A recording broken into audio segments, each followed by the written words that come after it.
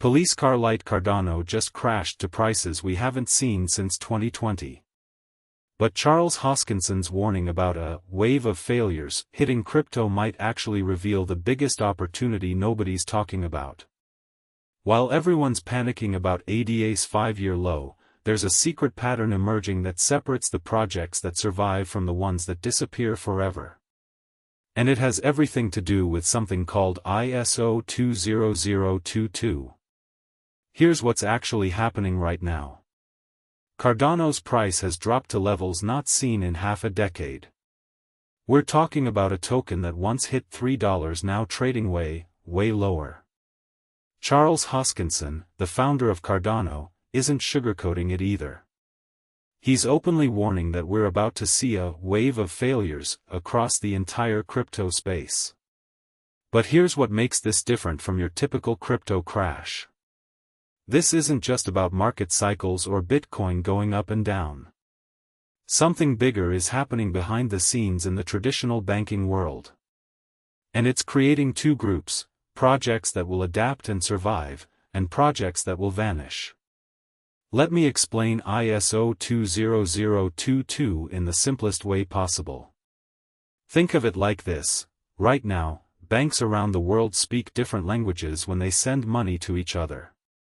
It's slow, expensive, and messy. ISO 20022 is basically a universal language that banks agreed to start using. It makes money move faster, cheaper, and with way more information attached. Here's why this matters to you. Over 70 countries and 11,000 financial institutions are switching to this new system. We're not talking about some small update. This is the biggest change to global banking infrastructure in decades. The deadline? It's already rolling out right now. So what does this have to do with Cardano crashing? Here's the thing most people miss. Some cryptocurrencies were built with ISO 20022 compatibility in mind. Others weren't. Cardano is actually one of the tokens designed to work with this new banking standard. So are XRP, XLM, ALGO, HBR, and a few others. This is where Hoskinson's warning gets interesting. He's not just talking about price crashes. He's talking about projects that can't adapt to what's coming. The crypto projects that survive the next few years won't just be the ones with the loudest communities or the best memes. They'll be the ones that can actually plug into the real financial system. Think about it like this. When the internet first started, thousands of companies tried to build websites and online businesses. Most failed.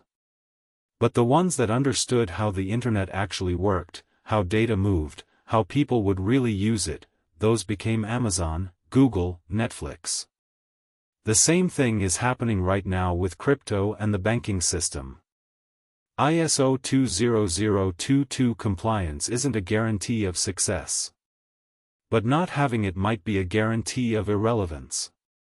Because when banks need to move money internationally in seconds instead of days, they're going to use systems that speak their language.